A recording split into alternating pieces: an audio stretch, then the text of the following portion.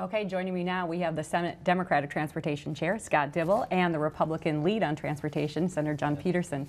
Thank you, gentlemen. Well, you've seen the issue really teed up, so let's dive in. And I think the open question is, what is the number? Can we agree on the number to start with?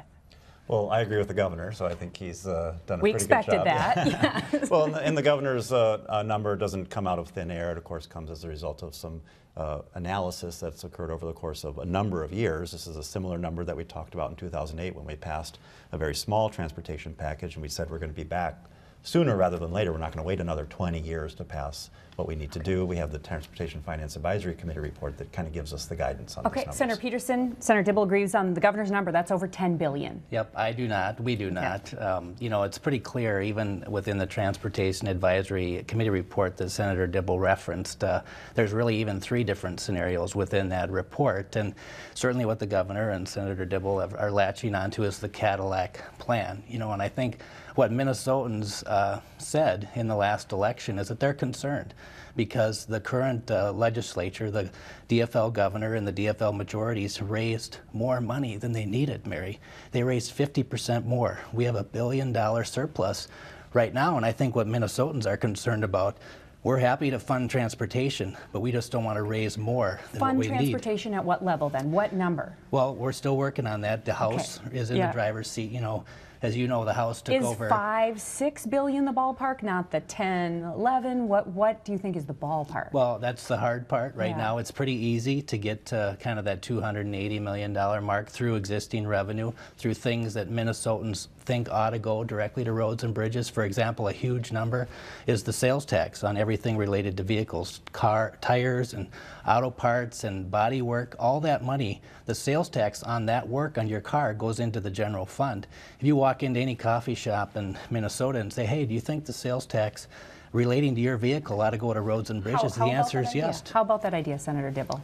Well, a couple of responses. First of all, the surplus didn't result from too many taxes. It was an unexpected greater performance of the economy. So that's a good thing. That's a whole nother debate too. You know, the transportation part. A big portion of those the general fund surplus is only going to occur on a one-time basis. And of course, the general fund is where we pay for things like nursing home care and public education and early childhood and public safety. There is dedicated money already for transportation. You want more. Right, exactly, and Minnesotans understand that. You know, we pay through the gas tax, we pay through license tab fees and motor vehicle sales tax, as well as some sales tax in the metro area for transit. And Minnesotans understand that connection between what they're purchasing and what they get for it.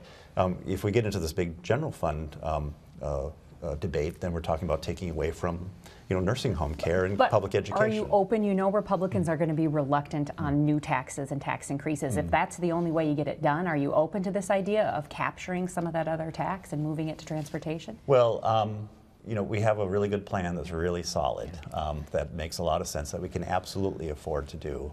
You know, we get a return on those dollars, and if we don't do this, Mary, we pay anyways in delay, and things just become more expensive, congestion gets worse. We pay $250 million extra just in congestion out of the business community. How about that argument that if we don't do this? Well, Mary, there's real concerns with the plans we've seen right now. Number one, there's 2 counties that want to be brought, that their legislation brings into the Metropolitan Council. 2 counties that will not get a vote. Mary, can you imagine living in Scott or Carver County and your elected officials not getting a vote on whether you belong in the Metropolitan Council when every other county got a chance to vote? There's not a lot of love for the Met Council in your caucus. Well, they're not even getting a vote, Mary. Every other county got a chance to vote on that, yes or no. And Scott and Carver County are not. Okay, let's take that specific. What about that, adding those counties in that don't get say? Well, they are a part of the metropolitan area and part of the Metropolitan Council.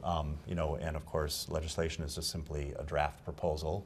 Scott and Carver don't want to participate. They don't want any transit service. They don't bring much money to the table anyways. They only raise a tiny bit of sales tax in the metro area. We can have that debate. Those are small details. But to delay acting on a comprehensive transportation package when we know the condition of our roads and bridges, we know that 85% of the jobs in the metro area are inaccessible by transit, we're ready to move forward. Let's come back to that issue of delay, because you mentioned voters were heard, and they were heard here in the House, and the House flipped control here from Democrat to Republican control. So there's a lot of Republicans in this chamber that did promise transportation funding and need to deliver on that. So how do you do that and not make the scenario worse, right? Mary, it's important to note that there's 33 other states in this country that believe transportation is important enough to use the general fund to pay for it. Minnesota does not really at this point.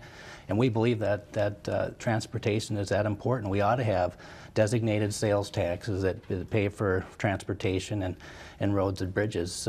You know, that's quite frankly, I think, is a path to some type of agreement in the future. What about other funding sources? Gas tax, license tab, metro sales tax. Is that just a no-go, or could you see some scenario where some Republicans come along on that? Interestingly enough, you heard Senator Dibble bring up part of the solution is an improving economy. And you know what? We all hope it continues to improve. We're already seeing that now in our license tabs. People are buying more expensive cars. They're going from buying a license tab that costs $100 to $500 because they're buying a new car. You know, things are getting better, and those types of fundings will continue to increase. Increase enough, though? That's the question for both of you. Will those funding sources increase enough? Absolutely not. I mean, that'll improve our situation, but just at the margins. We clearly need to make a major investment. You know, we're falling behind, but to the tune of $250 million a year in maintaining just the state-owned roads and bridges. $250 million a year, just not keeping up with what is a great transportation system that our mothers and fathers and grandmothers and grandfathers built for us. We have the 5th largest roadway system in the country. That's a good thing. Now it's our turn to step up and make those investments for coming generations. So what do you expect out of the House? We just have a little bit left. How soon is this going to come together? It feels like it's going to be late in session. Well, I think Representative Kelly's been clear. He's going to identify the number.